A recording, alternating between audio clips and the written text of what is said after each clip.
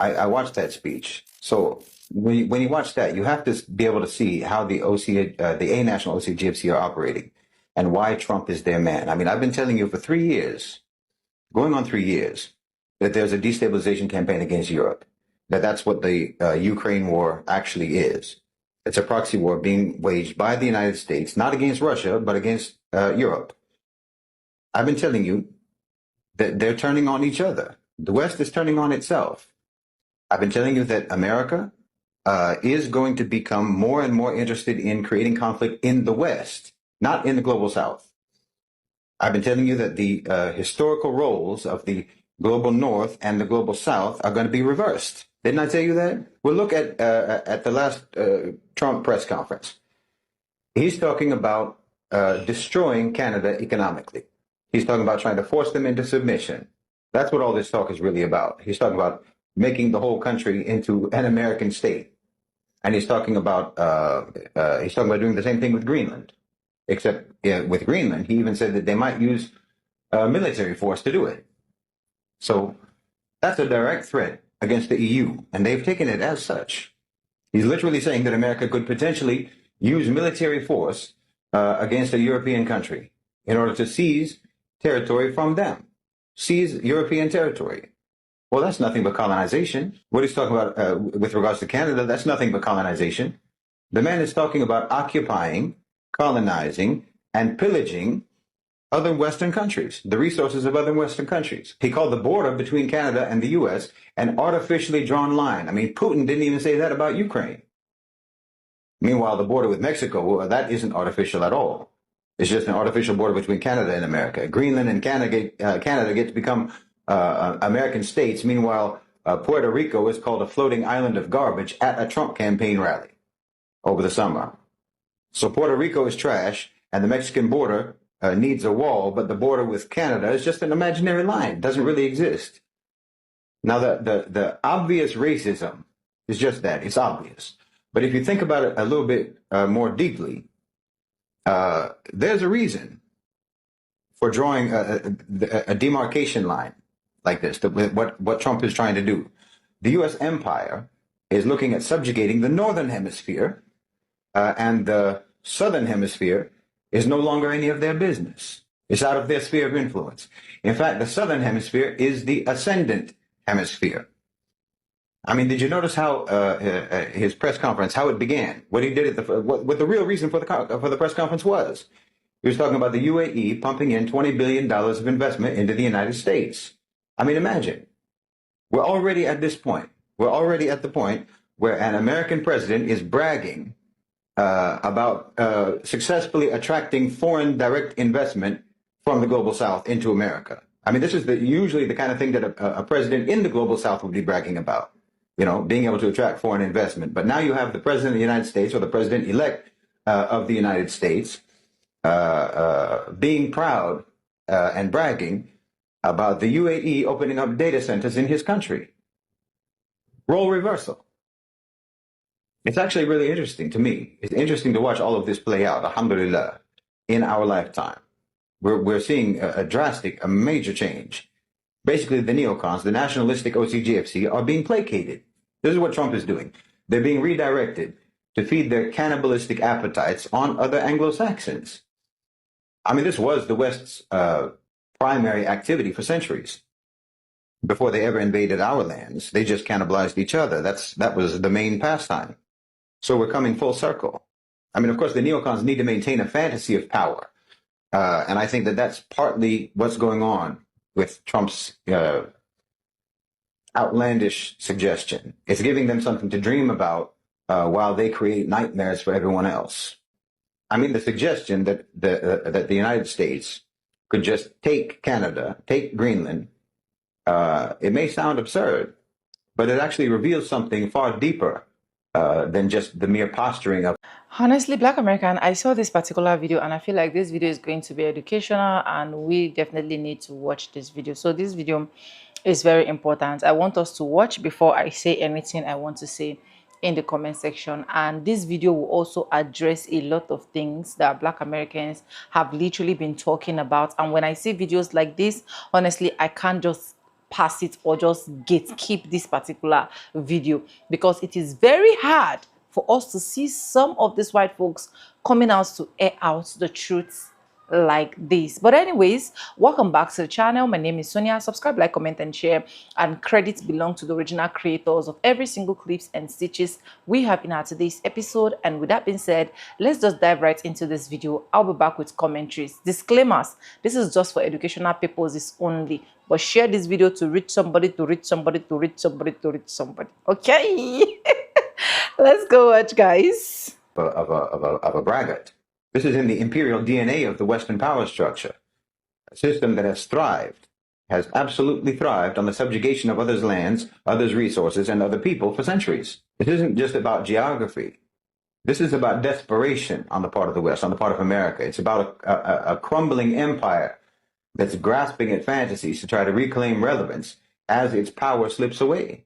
To entertain the idea of annexing Canada or annexing Greenland or both in the 21st century is clinging to a mindset that belongs in the colonial past. It's obviously geopolitically absurd to try to do something like this today with all of the alliances and the sovereignties that are at play. But the point isn't whether this is feasible or not. It's that the very notion itself reflects an empire that is incapable of adapting to a world that is no longer defined by its dominance. The United States is not asserting strength here, it's telegraphing fear. This isn't a serious proposal. It's a tantrum dressed up as a strategy. It's the instinct of a predator whose fangs have fallen out, and they're lashing out in vain as his prey slips through its fingers. In my opinion, Trump is giving the neocons a fantasy of America as a great giant imperial landmass like China or the former Soviet Union, a landmass of majority white people. That's important because as so-called minorities, or rather as members of the global majority who happen to live in America, as they are increasingly becoming the collective majority of that country, in other words, as white people are gradually becoming the largest minority in America, well, racists in America have a demographic problem, similar to the Zionists. But unlike the Zionists, if America starts annexing territory in the Northern Hemisphere, well, that's territory that has its own kind in it. They have their own kind there. Now, if the Zionists seize territory, well, it's not filled with Jews. In fact, they don't even have enough Jews in the world. There's not even enough Jews on earth to fill the territory that they want, or even the territory that they already have. But if America takes Canada, if America takes Greenland, well, then the white population of the new United States empire would be at least increased by a few percentage points, which matters to them, maybe more if Canada adopts a mass deportation policy like America. See, it's almost like they're trying to gather all their own kind together and either expel or refuse entry to the so-called racial and so-called ethnic demographic groups of the global majority who they never liked. And that's actually something that the global majority should be happy about, to be honest. The global majority should be happy about that. You should be happy about the anti-immigration policies, frankly, because they're literally trying to keep you off of a sinking ship while they're telling everyone else who's stuck on board that ship that it was the weight that was making them sink, not the gaping hole in the side of the vessel. In other words, they're lying to their own people about what's really happening and why their ship is going down. But they're trying to keep you from jumping from the iceberg onto the Titanic, which is exactly what it is when anyone immigrates from the global south into America or into the West. You're just jumping from the iceberg to the Titanic. And they're trying to keep you off of it with their anti-immigration policies. Now, of course, this new Trumpian manifest destiny is nothing but a daydream. It doesn't really mean anything in reality. Trump is selling hallucinogens to the neocons. And of course, he's also just providing a distraction to the American people. This is one of the main things that politicians do in America. He's providing them a distraction that will appeal to their nationalistic ego and their nationalistic vanity. Anytime America talks about anything outside of America, all they're trying to do is distract their citizens from what's happening in their country, from the inequalities, from the economic collapse, from the erosion of their rights. All of this is happening in their own neighborhoods. So let's look somewhere else. Let's try to make them look somewhere else. It's for the American people to try to keep them looking outwards while their own houses burn down. And I mean that literally. I mean, I don't think you could find, or I don't think you could imagine or come up with a better metaphor for America today than what's happening in California right now. You got tens of billions of dollars worth of damage from those fires in California. Meanwhile, there's no water. The fire extinguishers aren't producing any water. Their firefighting equipment has all gone to Ukraine. Whole neighborhoods in Los Angeles, subhanAllah, whole neighborhoods in Los Angeles look like Gaza today. How about that? And you have a mayor who doesn't even know that a URL, or that the term URL isn't the same thing as a website. This is America. So yes, you pretend that you're going to transform into some huge, expansive geographic empire from the Arctic all the way down to the renamed Gulf of America, just to divert from the reality of your reduction as a world empire. You talk big, even though you can't even fill your own boots anymore. And that's why you talk big, because you're shrinking. Now, no, that doesn't mean that it's all empty talk. It's not completely empty. As I say, the A National OCGFC have a plan. Is what I've been talking about for 3 years. Relations are going to become increasingly hostile between the U.S. and Canada, between the U.S. and Europe, between the U.S. and the rest of the Northern Hemisphere. Everyone is being misled, in my opinion, with regards to thinking that that Trump wants to have problems with China, that he's trying to make problems with China, or that he's confrontation with China. I don't think that's accurate at all. They're going to be making problems for the West. America's going to be making problems for the West, which essentially just delivers the global South to China and to BRICS. MAGA isn't about helping the American people any more than a corporate restructuring is about helping the workers. That's how you can probably conceptualize what's happening in America. America is downsizing. All while, you know, just like with a company, when they downsize, they're telling everyone that they're just consolidating and they're just streamlining, and that everything they're doing is just going to make everything better than it ever was. They're going to make the company stronger than it ever was, and so on. Meanwhile, the richest of the rich in America are perched with their golden parachutes that will float them off into the global South, while your cities crash and burn. This is the death rattle of a system in crisis. Western colonial capitalism, in its current form, is unsustainable, and that's obvious. The U.S. economy has been hollowed out by financialization, by deindustrialization, and it can no longer stand on its own. That's a fact. The system runs on blood. The system runs on turmoil. Canada and Greenland and Europe have had a good run in terms of being able to orbit the United States without ever having gotten sucked into the vortex of that vampiric system. But that good run is over, and they're going to get sucked in. The same system that they used to pillage the global South is turning its sights around. You know, you've heard about those prisons where the inmates rebel and take over the facility. Well, it's kind of like that, I think. The world today is kind of like that. All of your former prisoners, the colonized countries, the so-called developing countries, your former prisoners, have taken over the jail. And now the rifleman in the gun tower is turning his rifle around, because he can see which way the wind is blowing. He can see who's actually in charge now. So now you've got prison guards who are stripping off their uniforms to try to put on the prison blues, because your uniform just makes you a target. I'm talking about the West now. Oh, the tables are turning. I mean, look at this UAE investment that no one seems to want to talk about. I mean, think about that. The UAE investment was literally the only actual substantive thing, the only actual thing of substance that Donald Trump even talked about at that press conference the other day, and no one's even talking about it. No one is even mentioning that that's actually the reason for the thing. Everyone's talking about Canada, everyone's talking about Greenland, Panama Canal, and so forth. No one even noticed the fact that Mr. America First is bragging about $20 billion in foreign direct investment that's going to go to operate exactly the same way in America that Western investment always operated in our countries. That's exactly what they're doing. I mean, literally.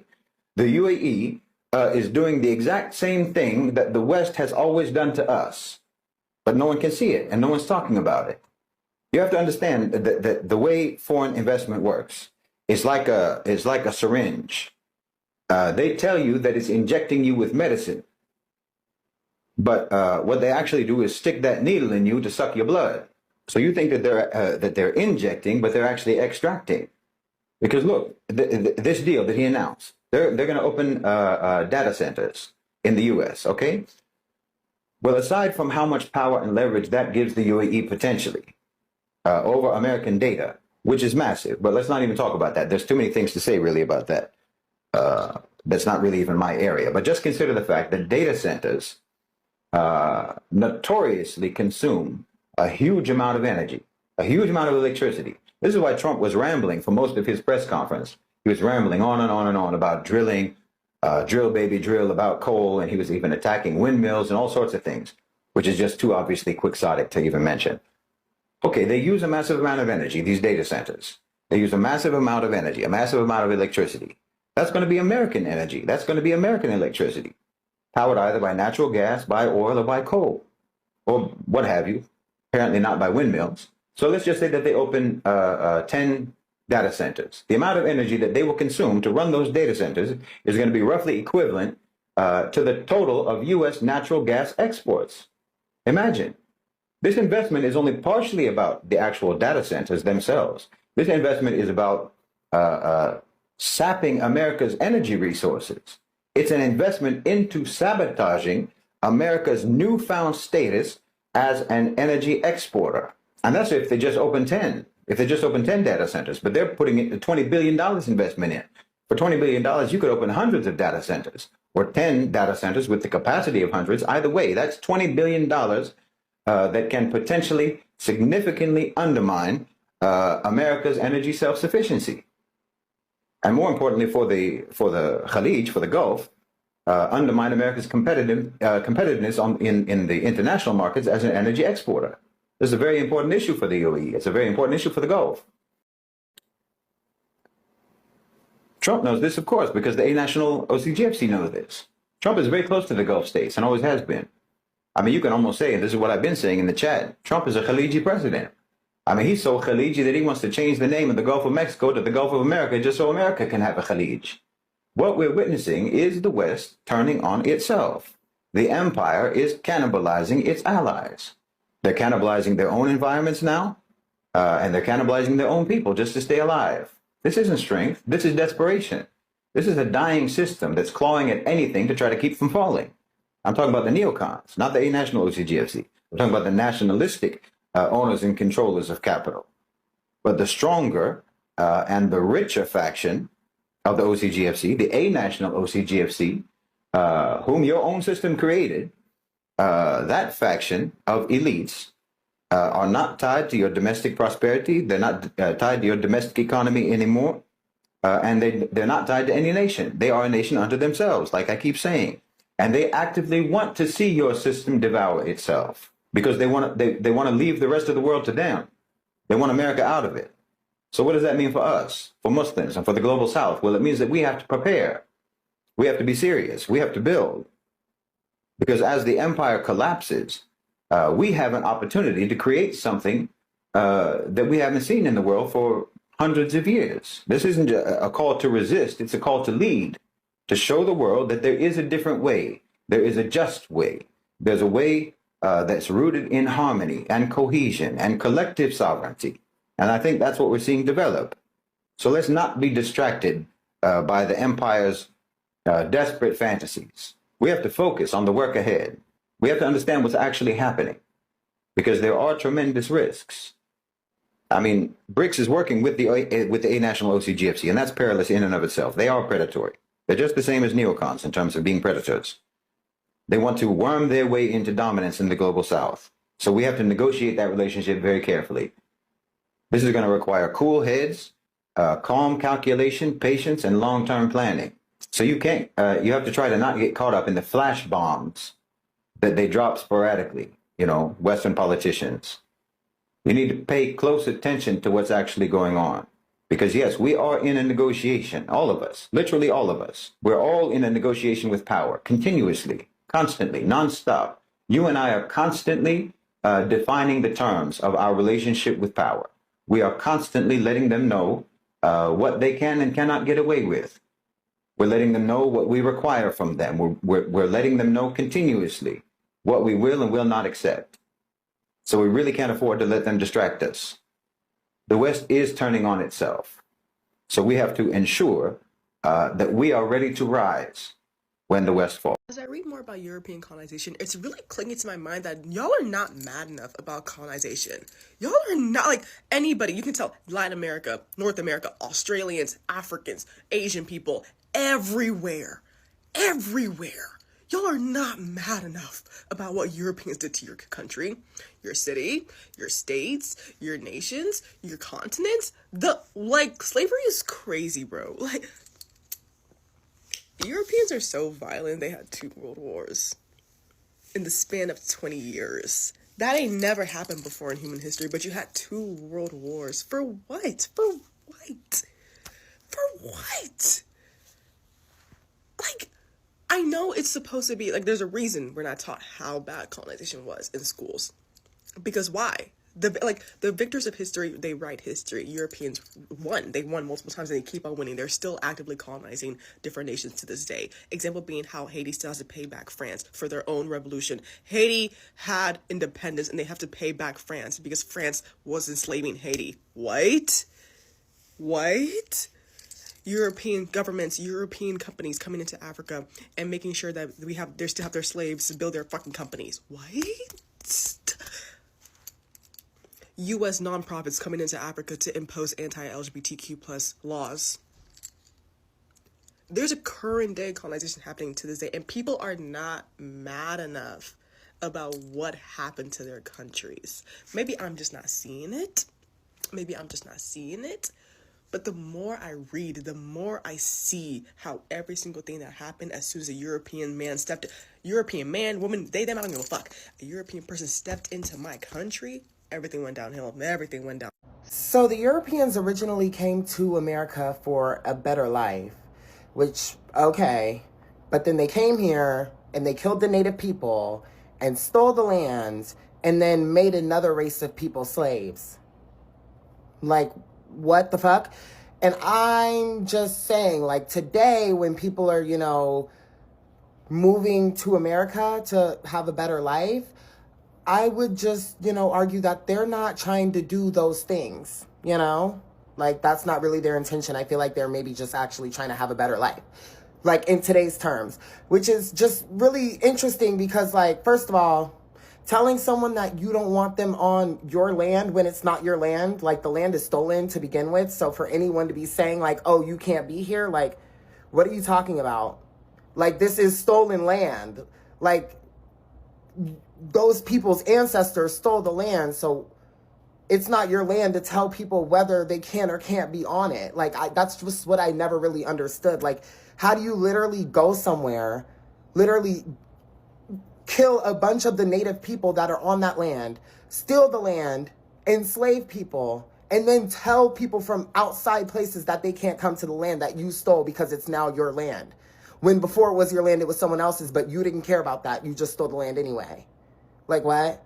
And now here we are today in the year 2025 with all these fucking ICE raids going on. And it's just like, but, like, what are you doing telling people they can and can't be in a place that is literally stolen land in the first place? Like, I'm not understanding that.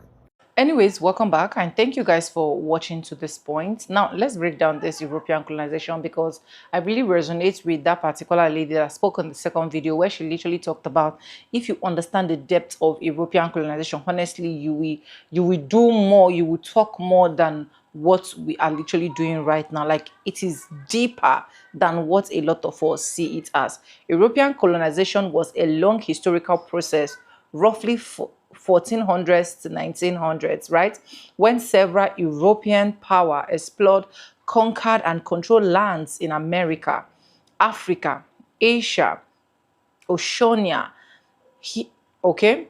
And the first one is the age of exploration started, okay? Where the European colonization began during the age of exploration in the 15th century, right? Centuries like Spain and Portugal sent ships to explore more trade routes and terrorists, right?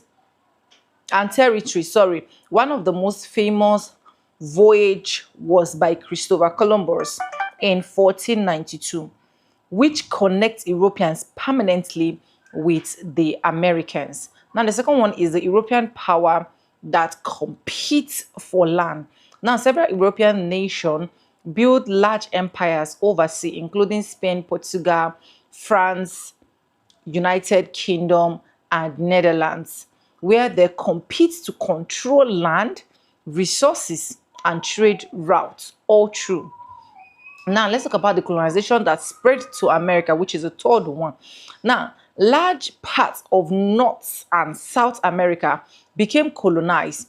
Europeans built settlements, farms, and cities on lands that were already inhabited by indigenous people, right? For those ones that say there is nothing like indigenous people in America and American was just built by people that just migrated in, I hope you guys are hearing this. Now let's talk about the indigenous people were greatly affected, which is the fourth one, where colonization brought major changes to indigenous society, like loss of land, like new diseases, like welfare and cultural disruption, where many indigenous population declined dramatically after Europeans arrived. And let's talk about the fifth one, which is a transatlantic slave trade, which was part of the colonization, where European colonies need laborers for plantations. They led to the forced migration of millions of Africans through the transatlantic slave trade. The system connects Europe, Africa, and Americans in what historical call triangular trade. Okay, let's talk about the colonization that spread Christianity, which is the sixth one, where missionaries traveled with explorers and settlers. The European Empire often promote Christianity, build churches, and convert local population to many colonies. And let's talk about the colonization with also about resources, where colonies provide valuable resources such as gold and silver, sugar, cotton, tobacco, spices, and exchange them in order to get what they actually want. Okay, these resources also helped European nations become wider and more powerful. Why won't they become more powerful when they don't exchange everything?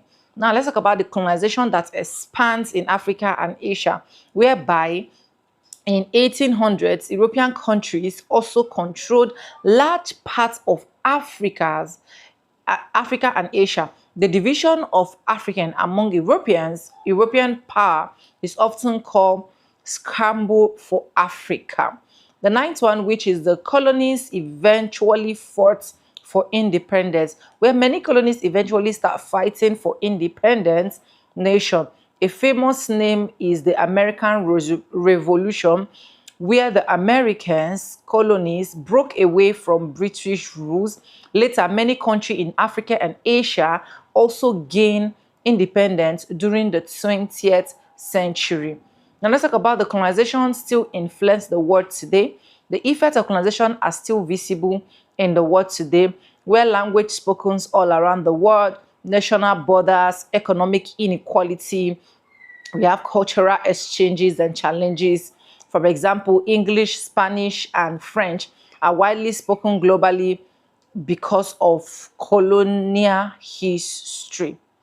Now, in a general term, European colonization reshaped the world population, culture, economic, and politics. Many modern global systems and conflicts trace back to this period, where they have literally not helped but made it look like they are doing something good for each society that they literally get in. And that's just the honest truth. Honestly, every single thing that this man said in his video, I concur as well. And whenever I see some white folks coming out to know the truth, air out the truth, and say things like this, I really do appreciate them. And that is why I literally brought this so that we can both learn from each other. But let me know what you think in the comment section. Credit belongs to original creators of every single clips and stitches we have in today's episode. If you haven't subscribed, what are you waiting for? Do it, subscribe, like this video, drop me your comments, and lastly, do not forget to share for every other person to get this good news. And I want to say a very big thank you to every single one of you liking, commenting, sharing. I really appreciate you guys. I do not take you guys for granted. And yes, with that being said, with no further ado, like I always say in my videos, I'm going to be saying bye, and I'll see you guys in my next one. For now, bye guys. I love you guys. Mwah.